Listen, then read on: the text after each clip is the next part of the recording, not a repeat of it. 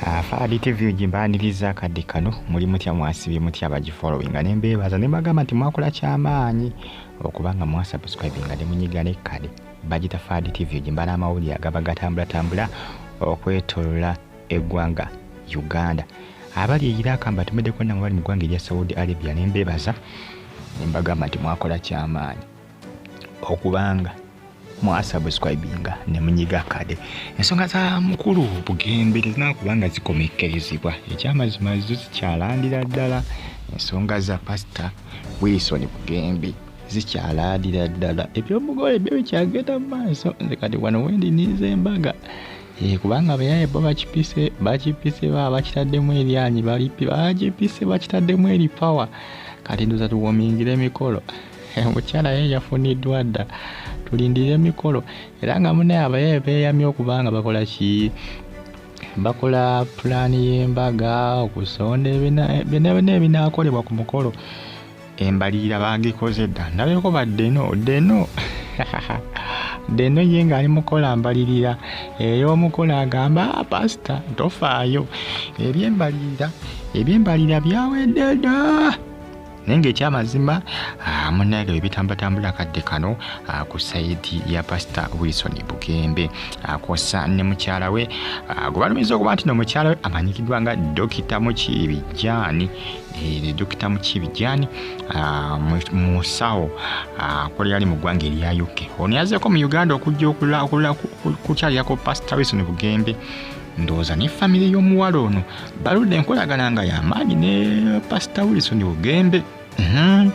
Enkolagana eruddewo era eri myaka na myaka. Jjukira omuwala oba omukyala ali singo kati abasinga nga Pastor Bugembe olinda ki? Tandika okubanga okola ki? Tandika okubanga weeteekateeka. Omuwala yavudde nakonfaminga nti ali singo era nga munnange ebitambulatambula akadde kano kugambe kiri ku social media kikambwe kiri ku mutimbagano ogwa social media kikambwe kikaabuka. Naye nga mbebaza ne mbagamba nti mwongere okubanga munfollowinga ate musubscribinge munyige n'ekkale.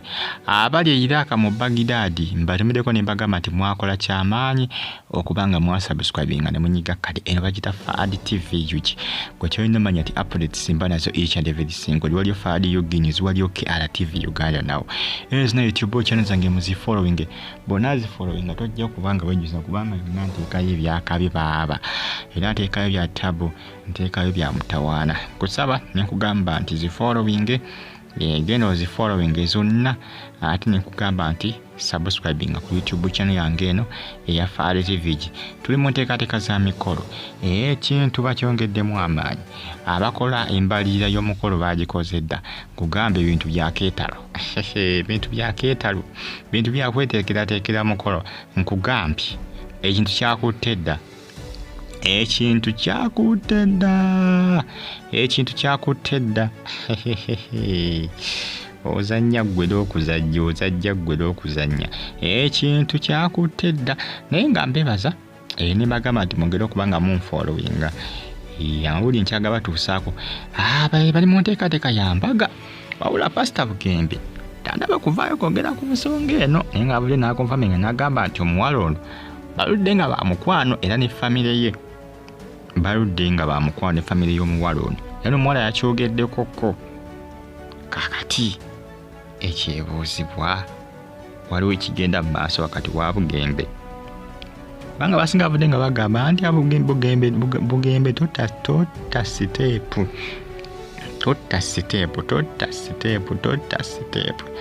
kana ka chance tokoonoona buge tontoona kano ka chance buge tontoona ka chance kano. Bangi bavudde nga basaba buge obutaba na ka chance kano. Odaawulira ekinaava mu y'ebiraka naye ng'ensonga zeezo ezimu ku ezo trending akadde kano ku social media. Nkwebaza gwe ne yasubscribinga n'onyiga kale. Katulinze mikolo tulinze embaga mwaka 2025 Pastor Bugembe embaga ze ng'agisuubiza naye nga bikomaawo yateekako n'ekivulu n'abasuubiza n'abagamba abanagenda ku kivulu agenda balaga omukyala abakole ki ababulire dates z'embaga oba yali 2023 mbaga nakakati tukyali awo ne banaye Bugembe musajja muzibu nnyo. Sebo yabasuubiza n'agamba nti ntegese ekivulu mujje mwenna omukyala ngenda mubalaga maama. Ebyaliyo byali birala ate byali birala naye nga ate omukyala afulumye omulala yooyo munnange yooyo mukyala muyita Dr. Mukibi ndowooza linnya lya family lya kitaawe kubanga agambye ali singo n'aligambye nti lya bbaawe erinnya lyeka lya family lya kitaawe bawangalira UK.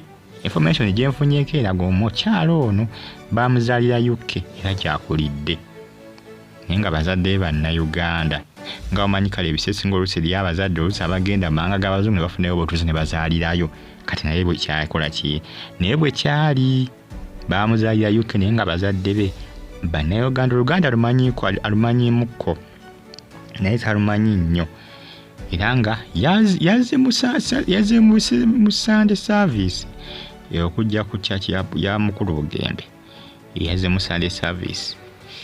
So nga zizumundange tulinze embaga mwetekeretekere embaga muteeketeke embalirira y'essente z'embaga kubanga ebintu byandibanga biri serious ebintu biri sure. Temulinde embaga twe mu 2025 olaawulira bagita Faali TV mbeebaza embaga mati mwakola kyamaanyi okubanga mwasubscribinga. Comment section weeri awo ntino baka mu comment section ewansawo yato sikalinga hoji following bagita Faali TV abali era kabagidadi embaga bati muli bamaanyi okubanga mugikumira ka mawulire mbanago Faali Eugenius KBTV gikosaneke RTV Uganda now temusubwe embaga egenda kubeera makeke twakoze dda pulaani y'embaga mu muli awo temusubwa naye nga omukyala we banaye alabika bulungi.